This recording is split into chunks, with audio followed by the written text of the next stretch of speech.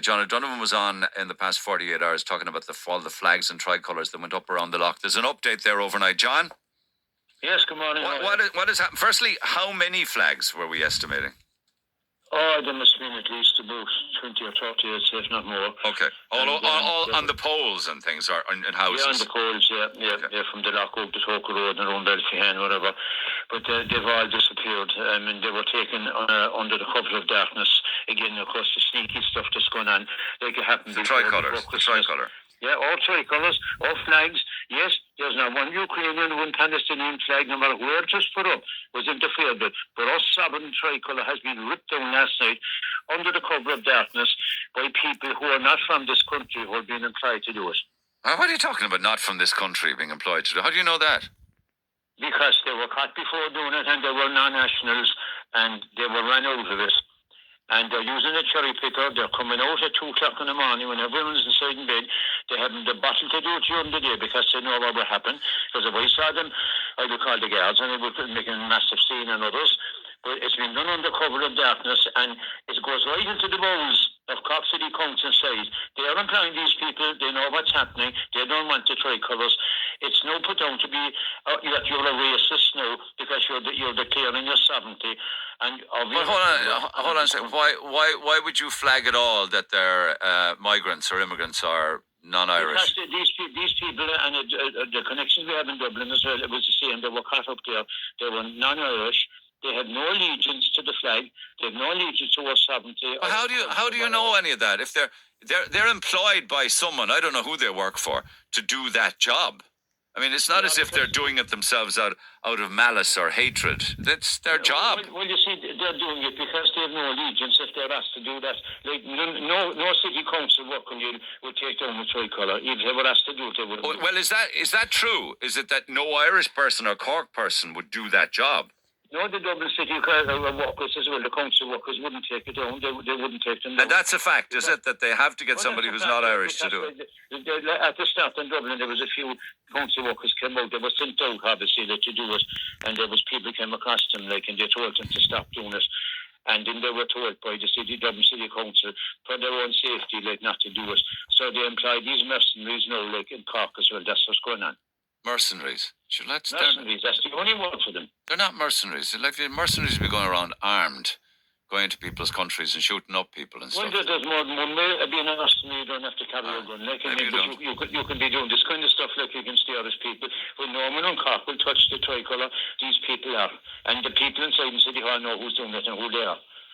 Okay, I'm going to ask for a statement because I'm only just hearing about the flags come down in the last hour. So we'll see what City Council have to say on the matter.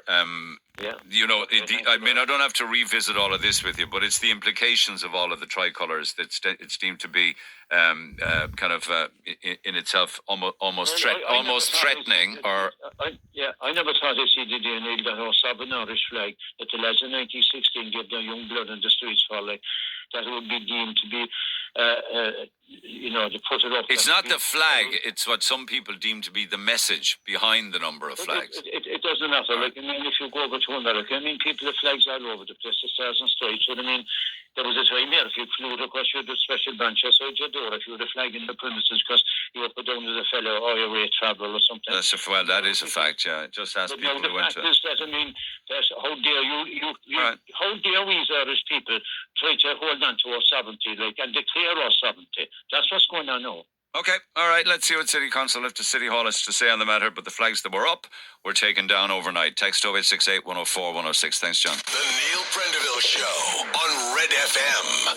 Conversation that matters. Paul, I do appreciate your patience, but with regards to the flag issue and all of the flags that were taken down overnight down around the Lough area, I got a response and a statement from City Council saying that they do not permit the attaching of any items to the public streetlight poles on health and safety grounds to protect the public infrastructure unless it's been approved by City Council previously. That would be, say, election posters that would be agreed in beforehand, or they have a postering protocol and it has to be agreed. Just can't willy-nilly put things up on the pole.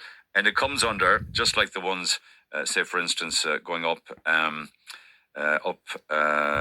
and around remember the St. Luke's area? and the Dillon's Cross area and all the postering there going up Summerhill North. It comes under the Litter Pollution Act of 1997. Now, I know that sounds weird to hear that you would be talking about the tricolour being covered under the Litter Pollution Act. It would be if it was put on a pole, that it shouldn't be. And they say the council acts as quickly as possible to remove any items attached without permission to public infrastructures. And this is a routine operational matter. One question that needs to be asked, actually, with regards to this is, go back to City Council and ask, what do they actually do with the tricolours that they then take down from the poles? Where do they go? Do they keep them? Do they dispose of them? What would happen when the poles are actually... when the flags are taken down from the poles. But Kate says, for God's sake, City Council can't have people leaving hundreds of flags all over the Lough, whether they're Irish flags or Palestinian flags or flags from Timbuktu.